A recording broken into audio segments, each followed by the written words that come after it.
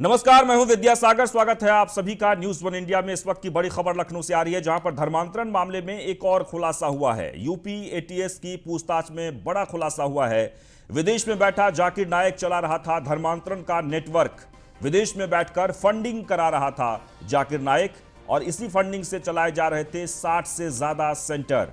जाकिर नायक connection आने के बाद एटीएस चौकन्ना हो गया है। तो आपको बता दें कि धर्मांतरण मामले में रोज नए नए खुलासे हो रहे हैं, और ऐसे में यूपी एटीएस की पूछताछ में बड़ा खुलासा हुआ है। विदेश में बैठा जाकिर नायक धर्मांतरण का नेटवर्क चला रहा था। विदेश में बैठकर फंडिंग कर रहा है जाकिर नायक, और फंडिंग से ये चलाए जा रहे हैं, यानी 60 से ज्यादा सेंटर्स चलाए जा रहे हैं।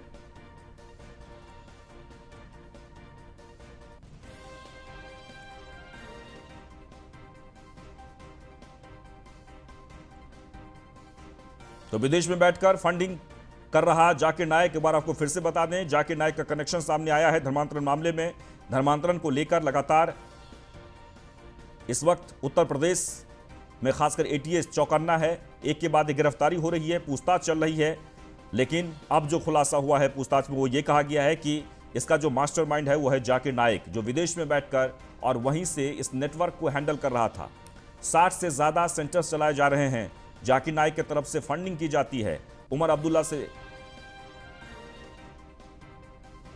धर्मांतरण मामले में जो खुलासा हो रहा है उसमें एक के बाद एक खुलासे हो रहे हैं। जाकिर नायक कनेक्शन आने के बाद एटीएस उन सभी सेंटर्स को खंगालने में जुट गई है, जिसके बारे में धीरे धीरे खुलासा होने जा रहा है।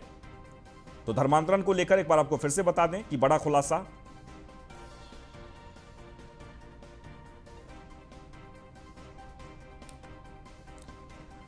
और नीलेश चौहान जुड़ गए इस वक्त हमारे साथ, हमारे संवाददाता। नीलेश, आपसे जानना चाहेंगे कि एटीएस लगातार पूछताछ कर रही है, खुलासा हो रहा है, खुलासे में एक के बाद एक चौंकाने वाले खुलासे हुए हैं। क्या कुछ बताया गया है एटीएस की तरफ से? जी देखिए, बिल्कुल इस पूरे मामले को अगर हम देखें, धर्मांतरण का बड़ा मामला उत्तर प्रदेश में प्रकाश में आया था, जहां 1000 लोगों को एक साथ धर्मांतरित करने का जो मामला प्रकाश में आया, उसके बाद एटीएस ने 2 लोगों को गिरफ्तार किया है। उमर और जाकिर से लगातार एटीएस की स्पेशल विंग पूछताछ कर रही है। पूछताछ में कई अहम बड़े और खुलासे हुए हैं।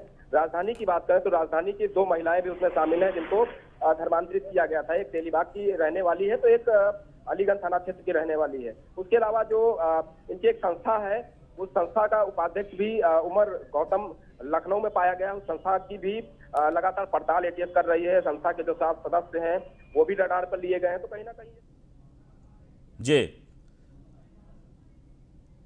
और इस वक्त हमारे साथ ADG law and order Prashant Kumar जुड़ गए हैं। बहुत बहुत स्वागत है सर। जी नमस्कार। जी नमस्कार। दरअसल धर्मांतरण को लेकर एटीएस ने जो खुलासा किया है वो बहुत ही चौंकाने वाला खुलासा है। 60 से ज्यादा सेंटर्स चल रहे हैं। एटीएस ने जो खुलासा किया है जी, उस संबंध में विस्तृत विवेचना अभी चल रही है।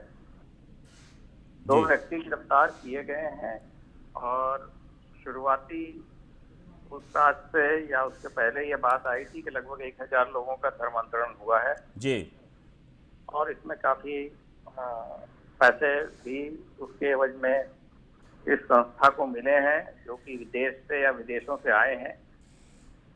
तो इन्हीं सभी चीजों की आगे गहन विवेचना चल रही है। हमारी टीमें इसका जो मेन मास्टर माइंड है जाकिर नायक के बारे में कहा जा रहा है कि विदेश से सब कुछ नेटवर्क चला रहा था वो। अभी कौन से संस्था इन्वॉल्व है, कौन से लोग इन्वॉल्व है, इसके बारे में कहना विवेचना के इंटरेस्ट में नहीं है। अभी गहन विवेचना चल रही है, और समय आने पे पूरा प्रेस के साथ शेयर किया जाएगा। फिलहाल इतना अवश्य है कि अधिक से अधिक संख्या में इन लोगों ने धर्मांतरण कराए हैं। कुछ ऐसे बच्चों का कराया है जो बोलने में सक्षम नहीं है जी, तथा ऐसे marginalised section of the society जैसे महिलाएं हैं, दिव्यांग हैं, ऐसे लोग हैं जिनको प्रलोभन देके, पैसे का प्रलोभन देके, नौकरी का प्रलोभन देके, शादी का प्रलोभन देके ये धर्मांतरण कराया गया है। जी इससे अभी आगे की विवेचना चल रही है। जी जी सर, एक जी सवाल ये है जी लगातार खुलासा हो रहा है, एक के बाद एक पूछताछ हो रही है, इन्वेस्टिगेशन में क्या कुछ सामने आ रहा है? नहीं, मैंने आपको बताया कि जो चीजें बतानी थी इतना अवश्य है। जी 2 व्यक्ति अभी गिरफ्तार हैं, आगे कौन से लोग और गिरफ्तार होंगे नहीं होंगे, कौन कौन सी संस्था है, कौन कौन व्यक्ति है, इसके बारे में आगे की जांच पड़ताल के बाद ही कुछ खुलासा किया जाएगा। बिल्कुल सर, एक लास्ट सवाल ये है कि सवाल हजारों आदमी को धर्मांतरण हो गया है, इतने सारे फंडिंग हो गए और फिर भी पता नहीं चल पाया, बहुत देर से पता चल पाया है। वो आपको पता कि दासना गाजियाबाद में एक मंदिर में 2 लोग घुसे थे और उनसे जो पूछताछ हुई है उसके बाद चीजें आगे बढ़ी हैं। तो जैसे ही हम पुलिस को कुछ भी लीड मिली है उसको हम लोगों ने डेवलप किया और आगे बढ़ा के पूरे गैंग का पर्दाफाश किया। जी कुल मिलाकर ये कहा जा सकता है कि इंटरनेशनल इसमें लिंक आ रहा है सामने? नहीं, इसमें विदेशी फंडिंग की बात स्पष्ट है। जी चलिए, बहुत बहुत शुक्रिया। तो एक बार आपको फिर से बता दें कि विदेश में बैठा जाकिर नाइक, हालांकि प्रशांत कुमार ने इस बात को कहने से इनकार करते रहे। उन्होंने सीधे सीधे कहा कि ये विवेचना का प्रश्न है, अभी हम किसी पर डायरेक्ट नहीं कह सकते हैं, लेकिन खुलासा हुआ है, एटीएस की तरफ से ये खुलासा किया गया है कि जाकिर नाइक का भी इसमें हाथ है। विदेश से लगातार वो नेटवर्क चला रहा था, यानी कि 60 से ज़्यादा सेंटर्स चला रहे थे। और सबसे महत्वपूर्ण ये है कि फंडिंग को लेकर वहीं से विदेशों से ही फंडिंग की जा रही थी। हालांकि ADG law and order Prashant Kumar, उन्होंने सीधे सीधे ये कहा कि ये तमाम जो चीज़ें हैं विवेचना के बाद प्रेस कॉन्फ्रेंस करके तब बताई जाएगी। अभी फिलहाल हम इस पर ज़्यादा टिप्पणी नहीं करना चाहते क्योंकि ये जांच के दायरे से बाहर है। लेकिन एटीएस की तरफ से जो खुलासा किया गया है, जो पूछताछ में जो सामने आ रही है, वो ये कि जाकिर नाइक से कनेक्शन की बात कही जा रही है।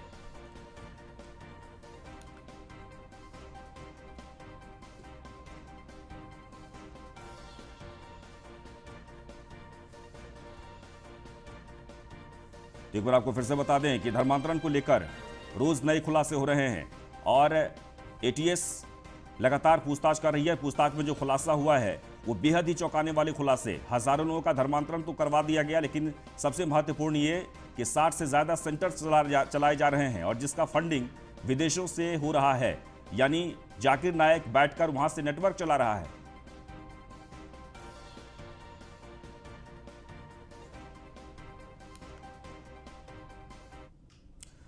चलिए आगे बढ़ते हैं। खबर उन्नाव से है। आपको बता दें कि उन्नाव से इस वक्त की बड़ी खबर आ रही है, जहां पर पंचायत चुनाव को लेकर, जिला पंचायत अध्यक्ष चुनाव को लेकर बीजेपी ने जिसे टिकट दिया है, यानी अरुण सिंह को टिकट दिया गया है। अरुण सिंह के टिकट मिलने पर उन्नाव रेप पीड़िता ने विरोध जताया है। पीड़िता ने अरुण सिंह से बताया जान का खतरा। एक बार आपको फिर से बता दें, अरुण सिंह उन्नाव रेप कांड आरोपी कुलदीप सिंह सेंगर के करीबी हैं। यह भी कहा गया है रेप कांड पीड़िता एक्सीडेंट मामले में अरुण सिंह को बनाया गया था आरोपी। पीड़िता ने प्रधानमंत्री, मुख्यमंत्री और राष्ट्रपति से गुहार लगाई है अरुण सिंह का टिकट वापस लिया जाए। सरकार हमारा साथ दे रही है लेकिन आरोपी को टिकट दे रही है, यह भी कहा है पीड़िता ने। हमारी जान को खतरा है और इसलिए सरकार मदद करे, यानी ऐसे लोगों को टिकट ना दे जो बीजेपी ने जो घोषित किया है। बीजेपी ने जिला पंचायत अध्यक्ष के लिए अरुण सिंह को टिकट दिया है। अरुण सिंह के टिकट मिलने पर उन्नाव रेप पीड़िता ने विरोध जताया है।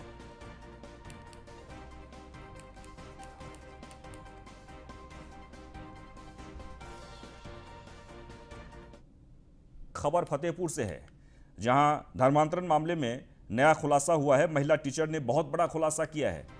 धर्मांतरण मामले में नया खुलासा हुआ है। महिला टीचर ने बहुत बड़ा खुलासा किया। 2020 में उमर गौतम स्कूल आया था। उमर गौतम के साथ 20-25 मौलाना भी स्कूल में आए थे। मौलानों ने धर्म परिवर्तन करने का दबाव बनाया था। धर्म परिवर्तन करने पर गरीबी दूर करने का प्रलोभन दिया था।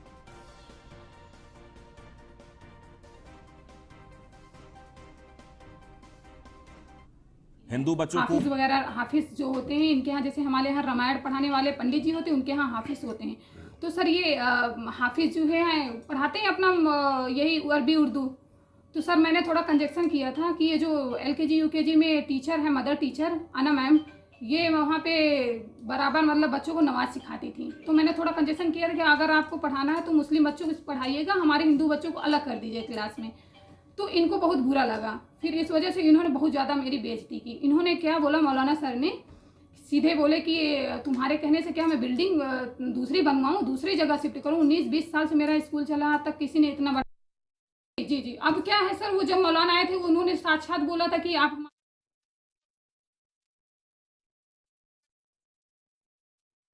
एक बार आपको फिर से बता दें कि आपने सुना धर्मांतरण मामले में रोजाना नया खुलासा हो रहा है और महिला टीचर ने यह खुलासा किया है कि 2020 में उमर गौतम स्कूल आया था और अकेले नहीं 20-25 मौलानाओं के साथ।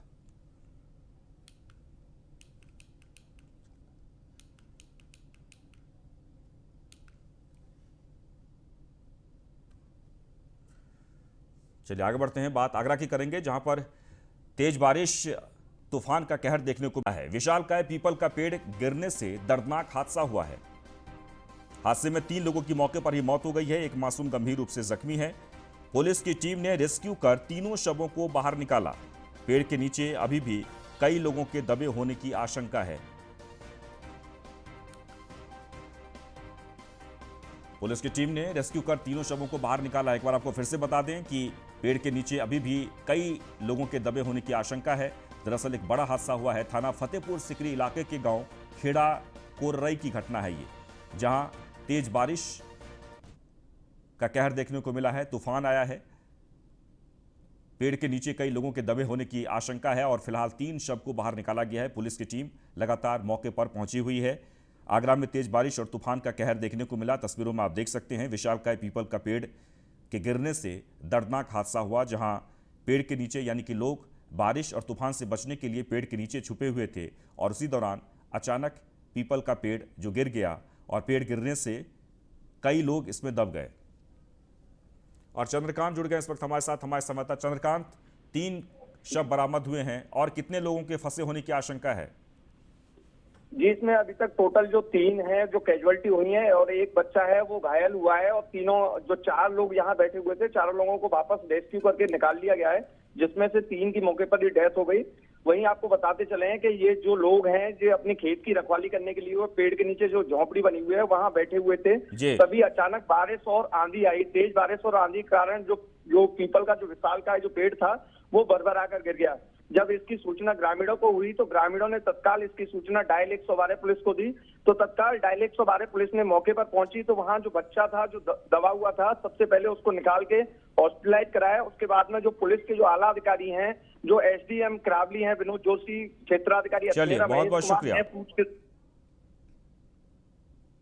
चलिए आगे बढ़ते हैं। खबर कबीरधाम से है, जहां पर गिरफ्तार नक्सलियों की निशानदेही पर पुलिस की छापेमारी लगातार जारी है। कबीरधाम पुलिस ने 11 लाख रुपए की नकदी की बरामदगी की है। भारी मात्रा में नक्सली साहित्य और कारतूस भी बरामद किए गए हैं। जमीन में गाड़ कर रखे ड्रम में नक्सलियों ने रखे थे सामान। इनामी नक्सली दिवाकर और लक्ष्मी 13 मई को गिरफ्तार हुए थे। मध्य प्रदेश और छत्तीसगढ़ सरकार ने इनाम घोषित किया था। शासन प्रशासन की नीतियों से प्रभावित हुए दोनों नक्सली। नक्सलियों को हमने कान्हा और हमारे कवर्धा जिले के बॉर्डर क्षेत्र से पकड़ा था। इनकी सूचना मिली थी कि कुछ कार्य से उधर पे घूम रहे हैं और सूचना मिलते साथ हम लोगों ने इनको गिरफ्तार किया था, वहाँ से पकड़ा था। पकड़ के लाने के बाद जब इनको टेस्ट कराया गया, इनका मेडिकल टेस्ट, क्योंकि इनकी तबीयत थोड़ी ख़राब लग रही थी तो कोविड पॉजिटिव आए थे। कोविड पॉजिटिव होने के बाद इनको कोरोना सेंटर में भर्ती कराया गया और जब ये ठीक होकर के आए, इन्होंने ये मंशा जाहिर की कि हमको आत्मसमर्पण करने का मौका दिया जाए, क्योंकि शासन की भी मंशा है कि जितने लोग मुख्य धारा से भटक कर चले गए हैं वो वापस मुख्य धारा में लौटे। तो हम लोगों ने इनको आत्मसमर्पण करने का एक मौका दिया है और इन लोगों ने काफ़ी सारे जो नक्सलियों से संबंधित गतिविधियों से संबंधित खुलासे हैं वो किए हैं हमारे सामने इस इलाके में। नक्सलियों को हमने बलरामपुर स्वामी आत्मानंद उत्कृष्ट अंग्रेजी माध्यम विद्यालय बलरामपुर में कक्षा 1 और 10वीं के छात्रों का एडमिशन प्रक्रिया लॉटरी के माध्यम से किया गया है। लॉटरी प्रक्रिया में बलरामपुर अनुविभागीय दंडाधिकारी राजस्व अजय किशोर लाकड़ा, जिला शिक्षा अधिकारी बी इक्का, विकासखंड शिक्षा अधिकारी की मौजूदगी में लॉटरी पद्धति से चयन प्रक्रिया किया गया, जिसमें कक्षा 1 कॉल्स में 40 सीटों पर कुल 131 आवेदन मिले हैं। चयन प्रक्रिया में आरक्षण रोस्टर का पालन करते हुए सबसे पहले SC, ST, BPL वर्ग में से 5 लड़के और 5 लड़कियों का चयन किया गया है।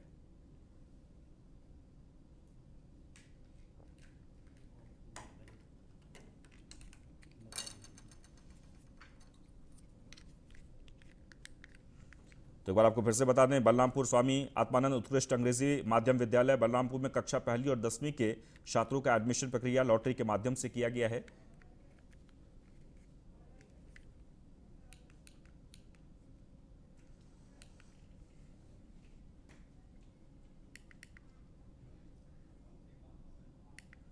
डॉक्टर श्यामा प्रसाद मुखर्जी की जयंती पर मनाया गया बलिदान दिवस। बलिदान दिवस पर वृक्षारोपण का कार्यक्रम बीजेपी जिला कार्यालय में मनाया गया।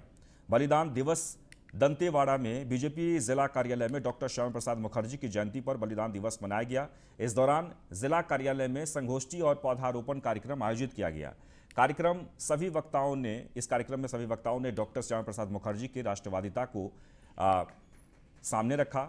सभी वक्ताओं ने डॉक्टर श्यामा प्रसाद मुखर्जी के व्यक्तित्व पर प्रकाश डाला और कार्यकर्ताओं को उनके नक्शे कदम पर चलने की नसीहत दी।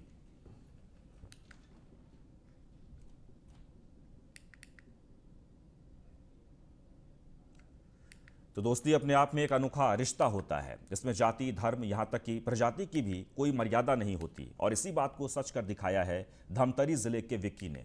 विक्की और घोड़े की 20 साल पुरानी दोस्ती घोड़े की मौत के बाद टूट गई। अपने वफादार साथी की मौत के बाद घोड़ा मालिक विक्की ने पूरे रीति रिवाज के साथ घोड़े की अंतिम यात्रा निकाली और इस दौरान घोड़ा मालिक फफक फफक कर रोता रहा। इस नज़ारे को जिसने भी देखा दुखी हुआ और हैरान भी, क्योंकि ऐसी दोस्ती और ऐसी शव यात्रा हर जगह देखने को नहीं मिलती। घोड़ा का उनके बाद में क्या बोलूं, जैसा भी था जीवन यापन करके चले गए, साथ छोड़ दिया। 19 साल तक साथ में इलाज पानी चल रहा था, अचानक हो गया इंतकाल। कितने साल का था जब लाया था उसको? तो उनको लाया था जब आज से वही लमसम 18-19 साल हो गया था। लाया था मैं भोपाल। वह मुख्यमंत्री भूपेश बघेल ने वर्चुअल के माध्यम से जशपुर जिले में जल जीवन मिशन योजना के तहत 133.53 करोड़ की लागत से कार्यों का लोकार्पण और भूमि पूजन किया। जल जीवन मिशन का उद्देश्य राज्य और जिले के गांव, कस्बा, मजरा, टोला, पारा, प्राथमिक स्वास्थ्य केंद्र, स्कूल, आश्रम, छात्रावास, पंचायत भवनों तक प्राथमिकता से पेयजल की सुविधा उपलब्ध कराना है। योजना से बड़ी संख्या में लोगों तक पेयजल की सुविधा करवाई जाएगी।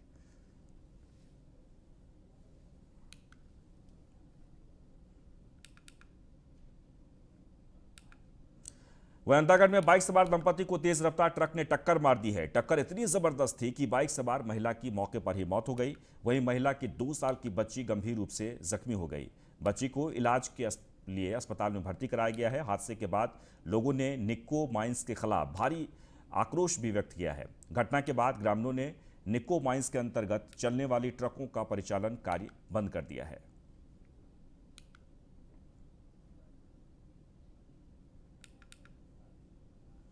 धमतरी जिले में रेत के अवैध कारोबार को लेकर महासमुंद और कांकेर लोकसभा सांसद ने जिला खनिज अधिकारी को फटकार लगाई है। साथ ही रेत का अवैध खनन नहीं रुकने पर कार्रवाई की बात कही गई है।